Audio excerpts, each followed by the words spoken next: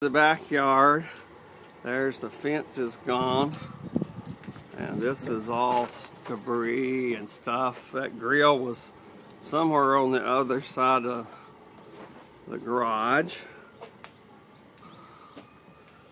and down through here got filled up with stuff on the side of the garage, and the fence is knocked out. And then as we move around down the backyard here, there is the arbor. It's kind of laying there. And this is up against the garage door. As you can see, this in the back was a storage shed for our lawn mowers. There's a wishing well, it's partly left. This is a swimming pool.